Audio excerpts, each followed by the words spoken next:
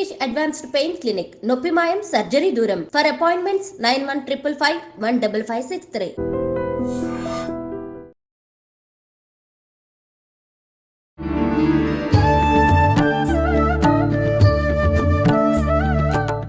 నమస్కారం, welcome to I dream. ధర్మ మార్గం విత్ విజిత కార్యక్రమానికి స్వాగతం. అయితే ప్రస్తుతం మనతో పాటు ఉన్నారు శ్రీ శ్రీ శ్రీ గురు కరుణామయ్య గారు. వారు ఎన్నో సంవత్సరాల నుంచి ఎంతో మందికి శ్రీ విద్య ఉపాసన గురించి కానీ, శిక్షణ గురించి కానీ చాలా మందికి సలహాల రూపంలో, వారి మంచి మాటల రూపంలో మంచి మంచి విషయాలు తెలియజేస్తూనే ఉన్నారు. వారితో మాట్లాడి ఇప్పుడు మనం కూడా మరిన్ని విషయాలు తెలుసుకుందాం. మనకున్న సందేహాలన్నింటినీ కూడా నివృత్తి చేసుకునే ప్రయత్నం చేద్దాం. నమస్కారం గురువు గారు. బాగున్నాను, మీరు ఎలా ఉన్నారు? అమ్మ దయ వల్ల బ్రహ్మాండంగా ఉన్నారు. అవును, మీరు ఎప్పుడు చక్కగానే ఉంటారు నవ్వుతూ. గురుగారు, క్వశ్చన్ ఏంటంటే, మనం ఇంతకుముందు కూడా చాలాసార్లు మాట్లాడుకున్నాం, కానీ చాలా మంది చాలా రకాలుగా ప్రస్తుతం చెప్తున్నారు. మళ్ళీ ఒకసారి ఇంకా డీటెయిల్గా తెలుసుకోవాలనిపించింది. బ్రహ్మ ముహూర్తం. అయితే బ్రహ్మ ముహూర్తంకి చాలా విశిష్టత ఉంది అని చెప్పి, ఏంటి ఆ విశిష్టత? మళ్ళీ ఆ సమయంలో మనం చేయాల్సిన పనులు కొన్ని ఉన్నాయి, చేయకూడని పనులు కొన్ని ఉన్నాయి అని చెప్పి అంటుంటారు. అసలు ఏంటి ఆ పనులు? బ్రహ్మ ముహూర్తం అనేది సూర్యోదయానికి ముందర. ఆ లెక్కలేవో కొంతమంది అరగంట అంటారు, కొంతమంది 30 అంటారు, 3:30 గంటలు అంటారు. అది ఏదవని సూర్యోదయానికి ముందర. ఎందుకంటే కాలాన్ని బట్టి మనం చెప్పాలి. ఇప్పుడు ఐటీ ఫీల్డ్ బిజీగా ఉంటారు, రాత్రి యుఎస్ కాల్స్ అటెండ్ అవుతారు. వాడు నేను 3:30కి లేమంటే ఏం చేస్తారు? చేత మధ్య మార్గంగా చెప్పుకోవాలంటే సూర్యోదయానికి ముందర, ఓ అరగంట ముందర అనుకోండి. ఆ టైంలో బ్రహ్మ ముహూర్తం అంటారు. బ్రహ్మకే, సృష్టికర్త బ్రహ్మకే ఆయన ఒక మంచి ముహూర్తంలా తీసుకున్న అంటే ఎంత శక్తివంతంగా ఉంటుంది. బ్రహ్మ ఏం చేస్తాడు? సృష్టి చేస్తాడు. అంటే మనలో సృజనాత్మక శక్తి ఎక్కువ రావడానికి. మన లైఫ్ చూడండి, పొద్దున్న లేవగానే కడిగిన మొహాన్నే కడగడం, తాగిన కాఫీ తాగడం, కట్టిన చీర కట్టడం, అదే స్టూడియోకి రావడం, అదే వీడియోస్, ఇంకోటి రొటీన్ అయిపోయింది. ఒక సృజనాత్మక శక్తి అన్నది, ఇది నేను కొత్తగా ఇవాళ చేశాను తృప్తిపడి అనేది వెనక్కి తిరిగి చూసుకుంటే ఎప్పుడో కానీ కథలు మనకి కొన్ని సందర్భాల్లో ఏదో వింత జరిగినట్టు. ఇందులో వెనక్కి తిరిగి చూసుకుంటే మన జీవితాలను, మీకు పెళ్ళయిందో లేదో తెలియదాకా, పెళ్ళైతే మీ జీవితంలో భర్త, పిల్లలు, స్టూడియో, ఐ డ్రీమ్స్ ఇవే ఉంటాయి తప్పితే, విజిత అన్నమ్మాయి మీ దీని బొమ్మరిల్లో సిద్ధార్థ్ చెప్తాడు, నేను వెనక్కి తిరిగి చూస్తుంటే నువ్వే ఉన్నావు నా అన్న అంటాడు.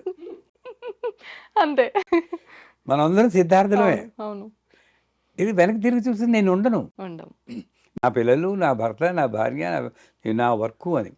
అదే సృజనాత్మక శక్తి మాట అటుంటే అసలు నేనే లేను. అలాంటి వాడికి ఒక సృజనాత్మక శక్తిని కలిగించడానికి అనువైనటువంటి సమయం. ఎందుకన్నారు? యోగపరంగా చూస్తే సూర్యుడి యొక్క కిరణాలు, తెల్ల కిరణాలు భూమిని తాగినప్పుడు మాయాశక్తి వస్తుందని అంటారు. ఎర్ర కిరణాల వరకు పర్వాలేదు, అంటే ఎరుపెక్కిన అరుణోదయం అంటారు చూడండి, అప్పుడు పర్వాలేదు. తెల్లబడింది అనుకోండి, మాయ వస్తుంది. మీరు గమనిస్తే సూర్యోదయానికి ముందరే ఒక అరగంట ముందు లేవండి, మీకు ఏమీ తోచదు, అబ్బా అలా ఉందాం అనుకోండి, లేదా బయటికి వెళ్ళి అలా అనిపిస్తుంది. అదే సూర్యుడు తెల్లబడ, అమ్మో పని మనిషి ఇంకా రాలేదు, లేట్ అయిపోయింది. ఎందుకు వస్తుంది అది? అవును, తెల్లబడేటప్పటికీ మనకి మాయ, అంటే ప్రాపంచికంలో పడిపోతాం. మాయ అంటే ఏమండి? ప్రాపంచికంలో పడతాం, ఇంకా వేరేదేది తోచదు. అంచేత నేను అసలు చెయ్యాల్సిన పని ఏదో ఒకటి ఉంది, నేనైనా మీరైనా భూమి మీదకి వచ్చాక, ఇది కాదు, అది నాకు గుర్తు చేసే సమయమే బ్రహ్మముహూర్తం. నేనెవరిని, నేను ఎందుకోసం వచ్చాను, నేను కొత్తగా ఈ ప్రపంచానికి ఏం తేగలను. ఓషో అని ఒక ఆయన ఉన్నారు, పేరు విన్నారా? పూణే, ఆయనకి చెడ్డ పేరు ఉందనుకోండి, బట్ గొప్ప ఫిలాసఫర్. ఆయన పుస్తకాల్లో Osho visited this planet between this and this year అంటుంది. పుట్టాడు చచ్చిపోయారని ఉండదు. సో మనం విజిటర్స్ అనమాట. నేను 1953లో వచ్చాం ప్లానెట్కి. వెళ్ళిపోయేది ఇంకా టికెట్ రాస్తాడు కానీ మనకు కనబడదు అయ్యారు, అదృష్టవశాత్తు కనబడింది చచ్చిపోతుంది, ఇప్పుడు నుండి చచ్చిపోతుంది. సో ఈ టైంలో నేనేం చెయ్యాలి అని నాకు తోచాలంటే బ్రహ్మముహూర్తమే. ఆ బ్రహ్మముహూర్తంలో మొట్టమొదట మా శ్రీవిద్యలో చెప్పాలంటే, మంచం మీదే కూర్చుని ఉత్తరం కేసి తిరిగి జపం చేయమంటాం. నేను మంచం ఇది మీదే. మా మాడ్యూల్ 1 బేసిక్ క్లాస్లో చెప్పినప్పుడు చాలామంది హ్మ్. అదేంటి పళ్ళు కూడా దూకోలేదు, అదే కదా. జపం ఏమిటి అంటారు. ఆ. సో వాళ్ళందరికీ ఒక ఎగ్జాంపుల్ ఇస్తాను. ఇప్పుడు విజిత గారు, హ్మ్. మీరు మహాభక్తురాలు, ఆ. పడుకుని ఉంటారు, మహాలక్ష్మి వస్తుంది, ఆ. అమ్మ విజిత లేమ్మా, నేనే మహాలక్ష్మిని, నేను అనుగ్రహించడానికి వచ్చారంటే మీరు వెంటనే కాళ్ళు పట్టుకుని లక్ష్మీ క్షీర సంరాధనయాం అంటారా? ఎక్స్క్యూజ్ మేడం, నేను బ్రష్ చేసుకుని వస్తారంటారు? చెప్పండి. లేదు, వెంటనే మనం మరి అమ్మవారిని అయ్యో బ్రష్ చేయకుండా ఎలా శ్లోకాలు చెప్తున్నారు? సాక్షాత్తు అమ్మవారే వచ్చిన తర్వాత మరి ఇవన్నీ అదే ఎక్కడ ఉంటాయి గురుగారు? అచేత ఏంటంటే హ్మ్. నేను మంచం మీద నుండి కిందకి దిగారంటే ఈ కాలు పెట్టగానే ఆ. నేను ఎవరినైతే భూదేవిని అంటున్నానో ఆ భూదేవిని తంతున్నాను. అవును. అందుకే ఒక శ్లోకం చెప్పుకుంటాం. హ్మ్. ఓమోస్కలిత పాదానాం ముమిరే అవలంబనం త్వయి జాతాపరాధానం, అమ్మ తెలిసే తంతున్నానమ్మా. ఆ. ఏం చేయను, కిందకి తప్పదు. దిగపోతే నా సంసారానికి నేను చేయలేను. అవును. త్వయి జాతాపరాధానం త్వమేసనమే తస్మాత్ కారుణ్య భావేన రక్ష రక్ష మహేశ్వరి అని లెంపలేసుకుని దిగుతాం. ఆ. అంచేత సిన్లెస్ స్టేట్, పాపరహిత స్థితి ఏమైనా ఉందంటే అది మంచం మీద. ఆ. ఆ మంచం మీద జపం చేసుకుంటే అవుతుంది. హ్మ్. మననాత్ త్రాయితీతి మంత్ర. గురువు ద్వారా ఏదైనా మంత్రాలు వచ్చుంటే హ్మ్. ఆ మంత్రాలన్నీ మనం అసలు బ్రహ్మ ముహూర్తంలో నిశ్శబ్ద ధ్యానం వల్ల చాలా మంచిది. హ్మ్. గోల గోల లేస్తే గోలే కదమ్మా, అవును. అవును. బయట గోల లోపల గోల. అంతే. నిశ్శబ్ద ధ్యానం అంటే హ్మ్. కళ్ళు తెరుచుకుని ఇలా ఉండాలి. ఆ. కళ్ళు మూసుకుంటే మనం మళ్ళీ అవును. అమ్మవారు కనబడింది, మెరుపు తీగలు కనబడ్డాయి, ఆ. అదిరిపోయింది, డామ్ డామ్ శబ్దాలు ఇవన్నీ వస్తాయి. అంతే. ఇవన్నీ ఊహలేమని. అవును. నిశ్శబ్దంగా ఇలాగ నాకు ఇవ్వబడిన సంసారం, నాకు ఇవ్వబడిన ఇల్లు, ఇవన్నీ అక్కడ గోడకి రంగులు వెలిసిపోయి ఉంటాయి. అది చూడగానే ఏంటి, రంగులు వేయించాలి ఆ. అనుకుంటాం. అంతే. అవన్నీ దాటాలి, ఇలా చూడాలి. ఆ. ఎవడో ఒకడు లోపలికి వచ్చేస్తుంటాయి, డిస్టర్బెన్స్ కాదు, ఎలా చూడాలి. హ్మ్. అంటే ఏంటి, నా మనస్సుని అదుపులో పెట్టుకోవడానికి అనువైనటువంటిది నిశ్శబ్ద ధ్యానం. హ్మ్. సో బ్రహ్మ ముహూర్తంలో మొట్టమొదట చేయాల్సింది నిశ్శబ్ద ధ్యానం. కానీ ఆలోచనల్ని మనం కంట్రోల్ చేయలేం కదా గురువుగారు. చేయలేం. ఎంత నిశ్శబ్దంగా ఉండాలన్నా కూడా వచ్చేస్తూనే ఉంటాయి. చేయలేం. కానీ హ్మ్. రోడ్డు మీద హైవే మీద వెళ్తుంటే కార్లు ఎలా వెళ్తే ఆ. ప్రతి కారు నెంబరు నోట్ చేసుకోరు కదా, చేసుకోము. పిచ్చాడంటారు. అవును. అలాగే ఆలోచనలు వెళ్ళిపోతూ ఉంటే మీరు ఆ. ఎందుకు పట్టుకోవాలి? ఓ. నేను ధ్యానంలో ఉన్నప్పుడు ఆలోచన వెళ్ళనివ్వండి. ఓకే. ఓకే. మీరు సమంత గురించి ఆలోచిస్తారో, మమోహిత ఖాన్ గురించి ఆలోచిస్తారో, సో ఏది మీ ఇష్టం అది. అంతే. అంతే. ఆ. అది సమంత, ఈవిడ మమోహిత ఖాను, ఈవిడ మహేష్ బాబు అని గుర్తిస్తేనే నేను మలిన పడుతున్నాను. అంటే అంతే. నా మెడిటేషన్కి శ్రద్ధ భంగమైంది. పెట్టలేకపోతున్నాం అక్కడ. హ్మ్. వాళ్ళు మంచివారే, మనం మళ్ళీ పడిపోం. ఆ. నా మెడిటేషన్కి భంగమైంది. అందుచేత ఏం చేయాలి, వాళ్ళందరూ వస్తుంటే వాళ్ళు కూడా దేవతా స్వరూపాలే. అయిపోయింది. అంతే. ఇక నేను చేస్తుంది అవును. ఆ ఒక్క ఆట ఆడిస్తుంది అమ్మవారు. ఆ. నేను ఇలా కూర్చొని అమ్మా నేను ధ్యానం చేయాలంటే అప్పుడే వస్తాయి ఆలోచనలు అంటావు, ఇవన్నీ. ఉలికి పడతావా అని చెప్పేసి పాటలు వస్తాయి మనకి. ఆ. అది దాటాలి. అంటే దాన్ని ఆపేయాలి అనుకోవడం ఇది ఆపాలంటే కోమాకి వెళ్ళాలి. హ్మ్. అంతే కదా. అంతే. అప్పుడు కానీ ఆగదు. ఆగదు. అది వద్దు మనకి. అలా చూస్తూ ఏ ఆలోచన వచ్చినా సరే ఎంజాయ్ చేస్తూ అలా ఉంది. ఇది నిశ్శబ్ద ధ్యానం. హ్మ్. దీని తర్వాత గురువు మంత్రం ఇస్తే ఆ మంత్రాన్ని మీరు జపం చేయాలి. ఆ. లేదు అంటే ఓం నమో నారాయణాయ, విష్ణుమూర్తి. హ్మ్. మనకి పార్టీలు ఉంటాయి కదా, కాంగ్రెస్, ఆ. బీజేపీ అని. విష్ణుమూర్తి పార్టీ అయితే ఓం నమో నారాయణాయ, శివుడు గారి పార్టీ అయితే ఓం నమ ఓం నమః శివాయ. శివాయ. ఏం చేస్తామని తప్పదు. అంతే. అంతే. ఎవరికి ఇష్టం వచ్చిన పార్టీ వాళ్ళ లీడర్ పేరు వాళ్ళు చెప్పుకుంటారు. ఇక్కడ కూడా రాజకీయాలు. మనకి ఆ. బాబోయ్, వాళ్ళ అత్తగారులు, మామగారులు, వాళ్ళ కొడుకు, వీళ్ళు మేనల్లు వాడు, మనకి ఏదైతే ఓ జీవితం ఉందో ఆ దేవుళ్ళకి అంటగట్టేసి అంతే. మనం ఆనందపడిపోతూ ఉంటాం. అవును. సో ఎవరికి ఆనందం కలిగించే మంత్రాన్ని, లేదా ఓం హ్రీం హౌం నమ శివాయ అని ఉంది, ఆ మంత్రమైనా చెప్పుకుంటే హ్మ్. ఆ సమయంలో నమ్మకం. మన మతం అంటే ఏంటి? నమ్మకం. నమ్మకం. మతం అంటేనే నమ్మకం. మన నమ్మకం ఏంటంటే దేవతలందరూ కూడా ఉత్తర దిశగా బయలుదేరుతూ ఆ సమయంలో ఏ జీవులు లేచి కూర్చుని జపం చేస్తున్నారో, భగవద్ ధ్యానం చేస్తున్నారో వాళ్ళని ఆశీర్వదిస్తారు. హ్మ్. అంటే వాళ్ళకి రూపాలు ఉన్నాయో, పైనుండి అక్షతలు పడ్డాయో అవన్నీ మనకు అనవసరం. అవును. నాస్తికులు చెప్తారు అయితే నక్షత్రాలు పడ్డాయా నా మీద, అది వేళాకోళం చేస్తారు. అవును. అదేమిటంటే వాళ్ళ భాషలో చెప్పాలన్నా కూడా ఆ టైంలో ఒక నేచర్‌లో ఒక రకమైన ఎనర్జీ ఉంటుంది. హ్మ్. ఆ ఎనర్జీ మనల్ని ఉత్తేజపరుస్తూ ఉంటుంది దైవికంగా. ఆ! ఆ ఉత్తేజం మనకి మంచిది. అంటే 72,000 నాడులు ఉత్తేజమై హ్మ్. ఒక రకమైన రిలాక్సేషన్ పొందుతాం. హ్మ్.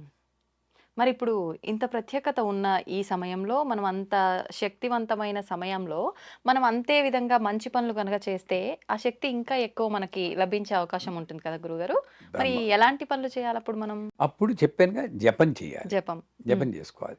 లేదా గ్రంథ పఠనం హ్మ్. మంచి గ్రంథం ఆ! ఏదైనా తీసుకొని మరి అప్పుడు కాస్త మొహం అది కడుక్కొని హ్మ్. గ్రంథ పఠనం చేసుకోవచ్చు. మా గురువుగారు ఏం చేసేవారు, ఆ! పొద్దున్నే లేచి ఆయన చూడండి తెలివైన వారు చేసే పని. పొద్దున్నే లేచి ఆ టైంలో కంప్యూటర్ ముందు కూర్చొని హ్మ్. అలా తనకి ఏం తోస్తే అదంతా అమ్మవారి గురించి టైప్ చేసేవారు. ఆహా! ఆయన తాపత్రయం అంతా దైవీభవం ఆయన కట్టారు. ఆహా! ఆయన తాపత్రయం అంతా జగత్తుకి ఇవన్నీ ఈ విషయాలు తెలిసి తెలియచేయాలి. బాగుపడాలి అని. ఓకే. అయిపోయి సూర్యుడి పైకి వచ్చేసే కానీ పడుకుంటున్నాడు. మళ్ళీ హ్మ్. 8 గంటలకు లేచేవారు. ఆహా! మరి నిద్ర ఆపుకోవద్దు కదా! అవునవును. 2:30, 3కి లేచిపోయేవారు. ఆ! ఆ టైంలో హాగా జపం చేసుకునేవారు. గ్రంథ పఠనం బోలెడు ఓకే. పుస్తకాలు చదివేవారు. సూర్యోదయం ఒక 6:30 అయిపోగానే కొంచెం ఒక కునుకు తీసి 7:30 ఆ ప్రాంతానికి లేచేవారు. ఆహా! సో, ఆ గ్రంథ పఠనం, ఈ జపం ఈ 2 చేయడం లేదా నిశ్శబ్దం 3 3. అది చేస్తే మంచిది. హ్మ్. ఇకపోతే మా పీఠంలో హ్మ్. ఆ టైంలోనే మొత్తం అన్నీ అయిపోయాక పూజ కూడా చేస్తూ ఉంటాం. ఆహా! రుద్రాభిషేకం చేస్తాం. ప్రతినిత్యం ఉంటుందా గురుగారు? ప్రతినిత్యం హ్మ్. ఏకాదశ రుద్రాభిషేకం చేస్తాం. ఆహా! సహస్ర లింగాలకి స్ఫటిక లింగాలు ఉన్నాయి. ఆ!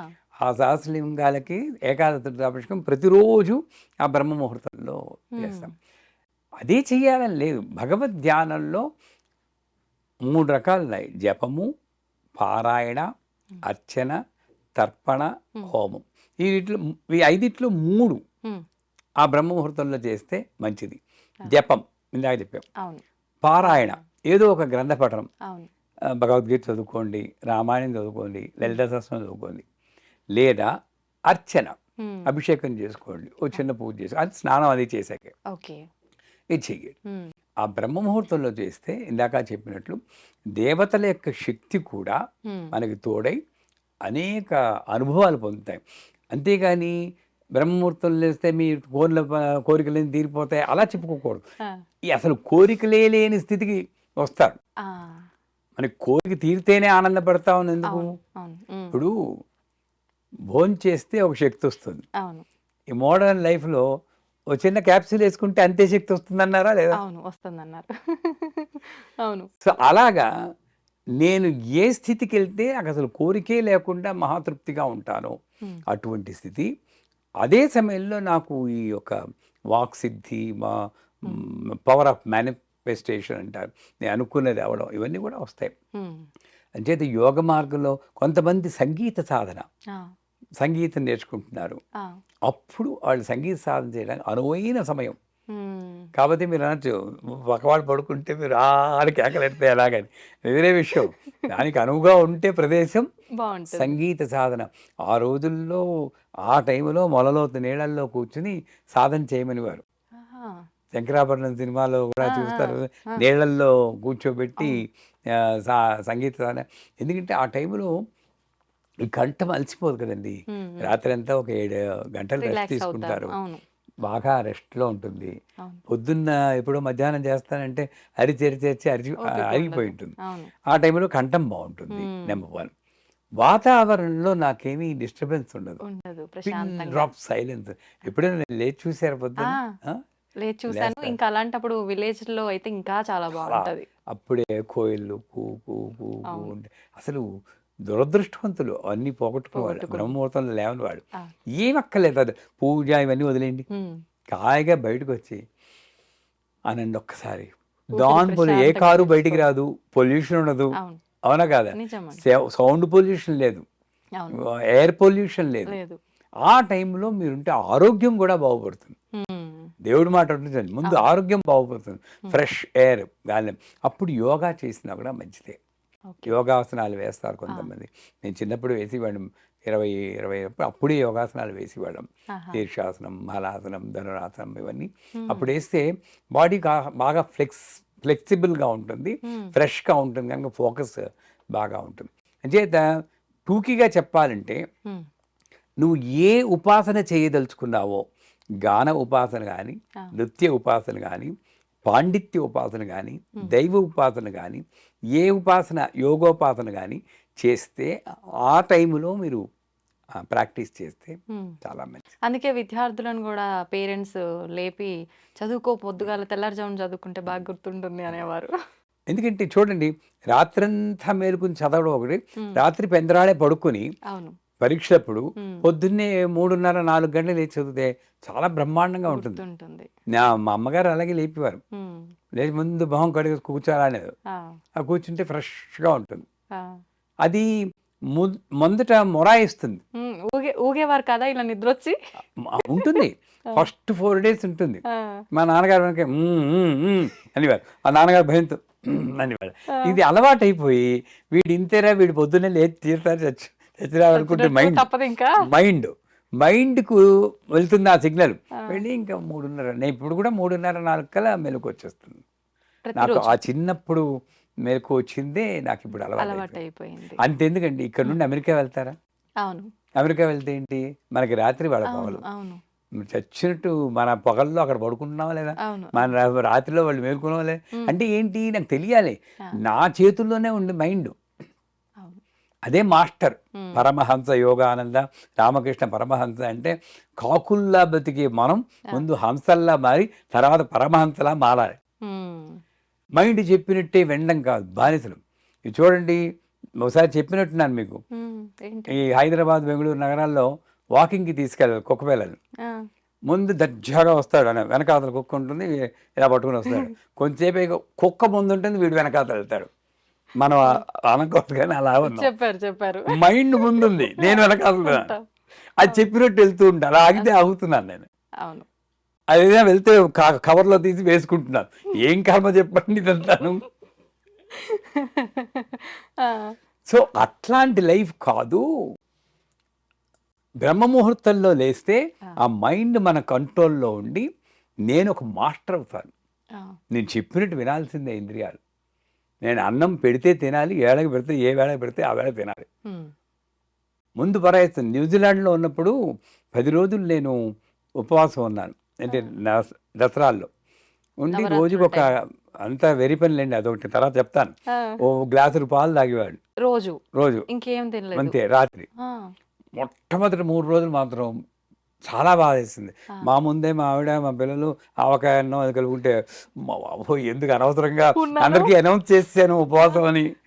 సో అలా అలా అలా అలా తర్వాత నుండి ఒకటి గమనించాను, 4వ రోజు అసలు అనిపలేదు, అస్సలు ఇంకా దాని జోలికి వెళ్ళలేదు. మైండ్ వీడింతే నాకేం పెట్టడు, రాత్రి 10 గంటలు ఓ గ్లాసు పాలే అని సెటిల్ అయిపోయింది. అయిపోయి 10వ రోజు అయిపోయాక 11వ రోజు అన్నం పెడితే నేను తినలేదండి. ఇంత తింటే ఎక్కువ అలవాటైపోయింది. దాని తర్వాత నాకు వచ్చింది ఏంటంటే పుణ్యం, డయాబెటిక్, షుగర్ వచ్చింది. న్యూజిలాండ్లోనే షుగర్ వచ్చింది. అంటే మరీ అంత కటిక ఉపవాసం ఉండకూడదు. ఏదో కాస్త తీసుకుంటే పర్వాలేదు, కానీ మరీ అందులో అక్కడ దేశం కాని దేశం, అక్కడ వాతావరణం వేరు, అటువంటిది. అంచేత బ్రహ్మ ముహూర్తంలో నేను కానీ లేచి సాధన చేస్తే, ఇప్పుడు చెప్పిన సాధన, నా మైండ్ నా కంట్రోల్లో ఉంటుంది. నా మెయిన్ అక్కడే. అందుకే ఆకాశంలో చుక్కలు లెక్క పెట్టవచ్చు, తివిరి ఇసుమున తైలంబు తీయవచ్చు. అంటే ఇసకను పట్టుకుని ఇలా ఇలా పిండేసి నూనె వస్తుంది. సాధ్యమైన గురుగారు అదైనా సాధించవచ్చు. అంత కష్టం. నాస్తికుడైన రాజు ముందు దైవ స్తోత్రాలు చేసి వాడిని మెప్పించవచ్చు. ఇది అదుపులో ఉంచుకోవడం మాత్రం సాధ్యం కాదు. కరెక్ట్. అది అదుపులో ఉంచుకోవాలంటే బ్రహ్మముహూర్తంలో లేవాలి. మరి చేయకూడని పనులు ఏమైనా ఉన్నాయా? చేయకూడని పనులు ఏంటి? అప్పుడే ఇంకేమున్నాయండి? నాకు నా యొక్క ప్రాపంచికానికి కానీ ఆధ్యాత్మిక కానీ అడ్డొచ్చే పనులు, నా దృష్టిలో పాపం అంటే అదే. ఎవరు లిస్ట్ లేదు, చేయకూడదు పనులు. అప్పుడు వచ్చి నెట్ఫ్లిక్స్ తీసి నిన్ననే సినిమా వచ్చింది ఓటీటీలో అని ఆ సినిమాలు చూస్తూ ఉంటారు. అటువంటి చేయకూడదు. గట్టిగా మాట్లాడడం, ఆ రోజు లేచిపోతారు కొంతమంది. అవును, అవును. కానీ ఈ వంటింట్లోనూ అటు ఇటు తిరుగుతూ గట్టిగా కేకలేస్తారు. అదేమవుతుందంటే వాతావరణంలో, ఒక నిశ్శబ్ద వాతావరణంలో ఒక యోగం ఉంటుంది. అది ఓంకారంతో సమానం అంటారు. ఆ శబ్దం, అన్ని శబ్దాలు ఓంకారంలో లైవతే, ఓంకారం నిశ్శబ్దంలో లైవతే, నిశ్శబ్దానికి అవతల అమ్మవారు ఉందంటారు. ఇది ఈ సత్యం తెలుసుకుంటే అది తెలుసుకుని కేకలు అరుపులు లేకుండా ప్రాపంచికమైనటువంటి విషయాలు తక్కువ చేస్తే, అంటే ఏమిటి, కంప్యూటర్ మీద పని చేసుకోవడాలు అలాంటివన్నీ కాకుండా అదేంటి భుక్తి, ఆ భుక్తులన్నీ పక్కన పెట్టాలి. నాకు నేనుగా ఒక జీవిగా నేను ఉద్ధరింపబడడానికి ఏం చేయాలి, ఇందాక చెప్పాం కదా, అటువంటివి చేస్తే మంచిది. నెంబర్ 2, ఇందాక చెప్పినట్టు కేకలు పెట్టడాలు కానీ గట్టిగా అరవడాలు లాంటివి చేయకూడదు. నెంబర్ 3, నేను లేచేసాను కదా అని కొంతమంది పక్క మీదే అటు ఇటు దొల్లుతూ ఉంటారు. మీరు గమనించారు లేదు? లేచిపోయాను, లేస్తారు కానీ మంచం నుంచి దిగరు, దొల్లుతూ ఉంటారు. ఇటువంటి బద్ధక పనులు, బద్ధకాన్ని ప్రేరేపించే ఎటువంటి పనులు మనం చేయకుండా ఉంటే మంచిది, బాగుంటుంది. అంటే బ్రహ్మగారి యొక్క ముహూర్తంలో నేను ఆయనకి తగినట్లు నేను నా చర్యలు ఉండాలి. సంతోషం గురుగారు, చాలా చక్కగా వివరించారు. ధన్యవాదాలు.